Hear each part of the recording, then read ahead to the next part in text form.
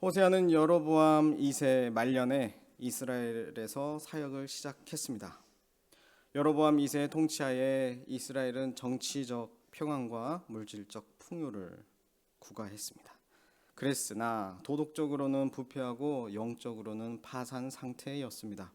오늘 본문인 호세아 6장 6절에 보면 하나님은 이렇게 말씀하십니다. 나는 인애를 원하고 제사를 원하지 아니하며 번제보다 하나님을 아는 것을 원하노라.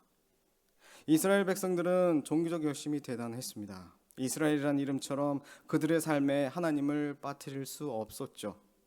하나님께 번제도 드렸고 절기도 지켰습니다. 그러나 하나님은 그들의 종교 의식을 원치 않는다고 뼈아픈 선언을 하십니다. 이스라엘은 하나님과 결혼한 언약 백성이었음에도 풍요와 쾌락을 주는 바알이라는 우상을 동시에 품고 이혼하지 못했습니다.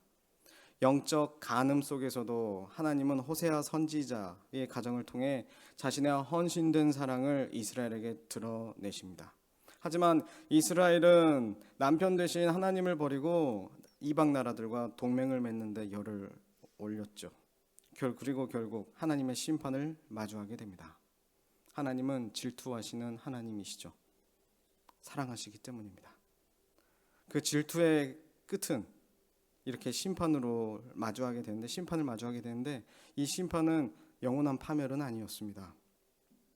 호세아에게 다른 남자를 쫓아 도망간 아내 고멜을 끝까지 찾아가서 값을 치르고 데려오라 말씀하셨던 하나님은 자신의 변치 않는 사랑을 미리 보여주시는 하나님이시죠.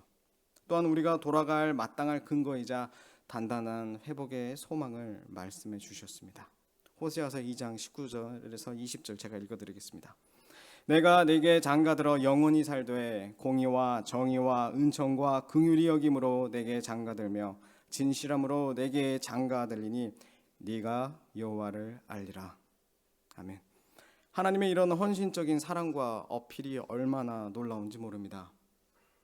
언약 백성인 이스라엘을 향한 하나님의 성실한 사랑이죠. 이런 하나님이 제사 대신 요구하신 것 두 가지를 분명하게 말씀하셨습니다. 첫 번째는 인애입니다. 본문에 쓰인 인애의 히브리어 원어는 그 유명한, 여러분이 한 번이라도 들어보셨을 법한 헤세드입니다. 헤세드는 단순한 동정심이 아니라 언약에 기초한 변함없는 사랑, 충실하고 헌신적인 사랑을 뜻합니다. 둘째로 하나님을 아는 것입니다. 히브리어로 야다, 하나님을 안다는 것은 성경 공부를 통해 지식을 쌓거나 교리를 배우는 것을 의미하지 않습니다. 야다는 관계적인 알미고 삶입니다. 하나님을 나의 창조주요 참된 아버지로 인격적으로 만나는 것입니다. 호세아서를 적용하면 하나님과 결혼한 우리의 사랑의 관계가 깊어지는 겁니다. 우리는 사람을 알아갈 때 그 관계가 깊어지고 사랑한다는 말을 쓸 수 있는 것이죠. 지난 주일 전 목사님의 이야기가 기억납니다. 아빠와 멀리 떨어져 지내는 아들들이 맛있는 반찬을 먹을 때 이거 우리 아빠가 진짜 좋아하는 건데 아빠 오시면 꼭 해주세요 라고 말하는 것이 바로 인격적인 알에서 나오는 반응이고 사랑의 관계에서 드러나는 표현입니다. 하나님을 사랑하는 것과 아는 것은 우리의 삶의 현장 가운데서 하나님으로 인해 나의 생각과 말과 행동에 하나님의 어떠함이 영향을 끼치고 그것이 드러나는 것입니다. 나의 태도, 생각이 변화되죠. 하나님의 기준으로 맞춰지죠. 우리는 다 경험해 보셨습니다. 예를 들어 내가 이렇게 생각할 때, 내가 이렇게 말하고 행동할 때 우리 아빠 하나님이 기뻐하시겠구나, 아니면 슬퍼하시겠구나로 반응하신 적이 있으실 겁니다. 이것은 우리가 인격적으로 하나님을 알기에 내 중심이 하나님을 의식하고 감정적으로 또 의지적으로 바뀌었다는 것을 드러냅니다. 이것은 하나님을 사랑하기에 일어나는 일들인 것이죠. 말씀과 기도도 동일하게 적용됩니다. 우리는 종교가 기독교라서 말씀을 읽고 기도하는 것이 아닙니다. 하나님을 알기에 또 사랑하기에 더 알고 더 사랑하고 싶어서 그러는 것이죠. 그래서 우리에게 말씀과 기도는 종교적 행위가 아니라 내 삶의 방식인 것입니다. 새롭게 태어난 자들의 삶의 방식입니다. 하나님 나라 라이프 스타일이라고도 말할 수 있겠습니다. 그러나 말씀을 읽지 않고 기도를 하지 않는 때가 찾아오기도 합니다. 하나님의 영광을 위해 살고 싶은 마음도 사라진 상태가 이때 발생하죠. 여기서 우리는 우리의 사랑이 식었다는 것을 알게 됩니다. 그러나 하나님과의 관계에서 이 부분은 사람 사이에 발생하는 감정의 문제와는 다릅니다. 하나님의 사랑은 우리를 향해 식지 않거든요. 하나님과의 관계에서 발생하는 이 문제는 호세아서가 지적하는 내가 사랑하는 우상과 직접 연결되어 있습니다. 지난 주일 바울의 기도에서 드러난 교회의 충만함은 이 우상과 비교할 수 없는 하나님의 역사, 능력, 권세의 통치입니다. 그러나 정말 진짜인 것이죠. 그러나 내가 가지는 우상을 버리지 않고서는, 이 가짜를 지고 있는 내가 그것을 포기하지 않고서는 우리는 교회를 충만케 하시는 그리스도의 충만함을 알 수 없습니다. 경험할 수 없습니다. 우리는 자연스레 내 감정과 감정이 사랑하는 것을 우선합니다. 나를 향한 하나님의 마음과 뜻을 우선할 수가 없습니다. 그 사랑이 어떠한지 깨달을 수 없습니다. 결혼 생활을 예를 들어 이 사랑의 관계, 아는 것과 사랑하는 것을 좀 설명해 보고자 합니다. 신혼 시절에는 아내의 기쁨이 내 기쁨이 됩니다. 제일 행복하고 사랑이 충만해지는 상태죠. 사랑하기 때문에 또 남편의 뜻대로 내 뜻을 맞춰가는 것이 내 마음을 만족시킵니다. 그러나 신혼의 시간이 지나고 콩깍지라는 화학적 사랑의 연료가 연애 시절처럼 재충전이 일어나지 않는 때가 옵니다. 상대를 생각하는 것도, 더 알아가며 이해하려는 것도 하지 않고 사랑하려고 애쓰지도 않죠. 이때 사랑의 근원이신 하나님께 사랑을 재충전해야 하는데, 하나님께 채우지 않으면 이제 우리는 내가 바라고 원하는 것을 배우자의 것보다 우선합니다. 목사님, 나는 모를 얘기만 하고 계시네. 우린 아직 화학적으로도 뜨거운데요 하실 수 있습니다. 부럽고 축복합니다. 이젠 내 배우자가 내 삶의 우선순위를 채워줘야 기쁘고 행복할 것이란 거짓에 속는, 저만 속는 것 같은 느낌은 아닌 것 같아요. 여러분 공감의 시선과 표정을 보내고 계신데 그렇습니다. 그래야 내 배우자가 내 삶의 우선순위를 인정해주고 이것을 위해 애써주면 내가 기쁘고 행복할 것이라는 것, 그 거짓. 그래야 내 결혼 생활이 행복할 것이라 착각하죠. 또한 하나님, 이것을 다시 하나님께로 적용해 보면 또한 하나님 역시 내 뜻을 이루기 위해서 한몫해 주기를 바라는 영적 관계의 시기가 오기도 한다는 겁니다. 그래서 본문 속 이스라엘처럼 하나님을 섬기는 것에 하나님이 말씀하신 형식은 따르되 본질인 사랑은 빠지게 되는 것입니다. 이런 힘든 결혼 생활이 어디 있을까요?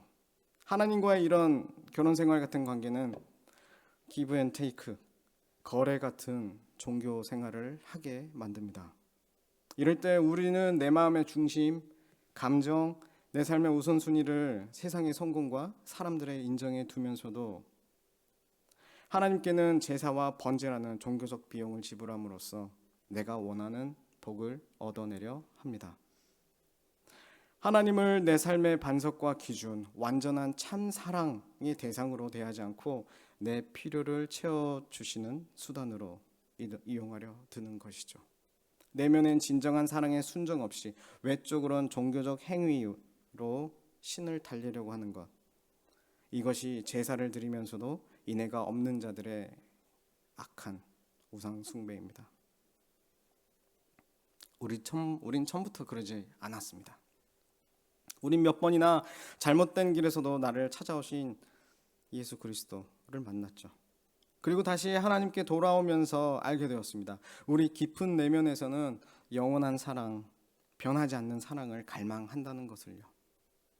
그리고 회개하며 깨닫습니다. 그 누구보다 하나님께서 그 변하지 않는 사랑으로 나를 사랑하시고 나를 회복시키시고 나를 기다리셨다는 것을요. 본문 6절을 토로하시는 하나님의 심정을 우리는 이해하게 됩니다. 하나님께 돌아오는 길에서 하나님의 용서와 은혜가 얼마나 큰지 경험하고 회복된 관계로 인해 이 기쁨이 회복되는 것도 누리죠. 그러나 문제는 호세아와 방금 본문 읽었던 4절 같은 경우입니다. 우리의 사랑이 아침 구름이나 쉬 없어지는 이슬과 같다고 고발하는데, 사실 우리가 이 상태에 자주 가기 때문에 우리는 괴로운 것이죠. 우리가 하나님께 드리는 사랑은 이슬처럼 상황에 따라 너무나 쉽게 말라버리고 변질됩니다. 또다시 하나님 품을 떠나 우상으로 달려가려는 나를 내가 잘 알기 때문에 하나님께 회복되고 돌아오는 것조차 이제는 또 별거 있겠어, 내가 또 그럴 인간이지 라는 생각에 빠질 수도 있다는 것이죠. 이토록 구제불능인 우리, 일시적이고 피상적인 회개만을 반복하며 여전히 하나님을 온전한 남편으로 대우하지 않는 우리에게 과연 무슨 소망이 있습니까? 호세아서 마지막 장 14장 4절은 이렇게 선포합니다. 압축해서 좀 이어지는 말씀을 압축해서 이야기하면, 내가 그들의 반역하는 병을 고쳐주고 기꺼이 그들을 사랑하겠다. 이렇게 하나님 말씀하십니다. 내가 이스라엘 위에 이슬처럼 내릴 것이다 라고 말씀하십니다. 성도 여러분, 아침 구름과 이슬처럼 쉬 말라버리는 가벼운 사랑을 바쳤던 우리에게 하나님은 분노를 거두시고 친히 생명을 살리는 이슬이 되어 주시겠다고 약속하십니다. 이 약속이 어떻게 성취되었죠? 변덕스러운 우리를 고치시고 기꺼이 사랑하시기 위해 만물의 통치자이신, 만물을 충만케 하시는 하나님께서 친히 인간이 되어 이 땅에 오셨습니다. 바로 예수 그리스도이십니다. 예수님은 단순히 우리에게 흠없는 제사나 변치 않는 인애를 요구하러 오신 분이 아닙니다. 그분 자신이 우리를 향한 완전하고 영원한 헤세드가 되어 주셨습니다. 영적 간음을 저지르고 세상이라는 노예시장에 팔려간 우리를 되찾기 위해서 예수님은 은 15개가 아니라 자신의 귀한 보혈을 값으로 지불하셨습니다.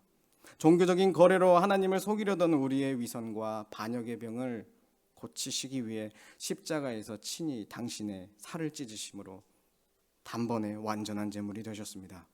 이슬처럼 변해버리는 우리의 가벼운 사랑과 달리 예수님의 사랑은 온갖 수치와 조롱 속에서도 결코 포기하지 않으신 십자가의 영원한 사랑이십니다.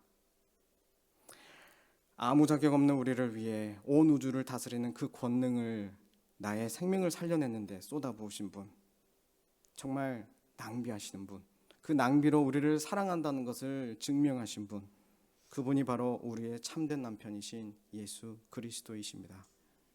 사랑하는 성도 여러분, 이 영원하고 변하지 않는 십자가의 사랑을 깊이 만나게 될 때 우리의 신앙생활은 완전히 다른 차원으로 진입하게 됩니다. 그동안 우리는 내가 원하는 것을 얻어내기 위해서, 혹은 하나님이 벌 주실 것 같아서 두려움과 불안 속에서 종교적 비용을 지불할 때가 있었습니다. 그러나 예수 그리스도의 변치 않는 사랑이 내 안에, 내 마음속에 깊은 곳까지 침투할 때, 내가 열어드리지 않고 내 영역이고 내가 다스리려 했던 삶의 영역까지 침투해 올 때 우리는 비로소 그 피곤한 종교적 거래를 중단할 수 있습니다. 우리 삶의 가장 깊은 갈망, 영원히 변치 않는 사랑을 받고 싶다는 그 갈망이 십자가 안에서 이미 완전하게 채워졌음을 알게 되기 때문입니다. 주님이 나의 영원한 남편이 되셨고 만물의 통치자가 내 삶의 기초가 되셨는데, 우리가 무엇을 더 얻어내기 위해서 불안해하며 우상에게 기웃거리겠습니까? 이제 우리의 일상을 바꾸어 보십시오. 주의를 지키고 직분을 감당하는 것을 넘어서 여러분의 시간과 재능과 물질의 우선순위를 결정할 때, 내가 이렇게 하면 하나님께 복을 받을까? 이렇게 하면 내가 하나님께 벌을 받을까? 라는 거래의 마음을 버리십시오. 대신 나를 위해 생명까지 내어주신 나의 남편, 나의 아빠 하나님이 무엇을 기뻐하실까를 질문하십시오. 하나님의 그 헤세드 안에서 깊은 안식을 누리십시오. 끊임없이 변동하는 경제 상황들과 사람들의 평가 속에서 요동하지 마십시오. 아침 이슬처럼 변하는 세상의 것들에 우리 삶의 닻을 내리지 마시고 영원히 변치 않는 그리스도의 그 십자가 사랑의 닻을 내리십시오. 그 십자가의 인애를 히세드를 삶의 유일한 기초로 삼고 나를 조건 없이 사랑하신 그 하나님을 일상에서 더 깊이 알아가는 복된 성도님들이 되시기를 주님의 이름으로 축복합니다. 기도로 나아가시겠습니다.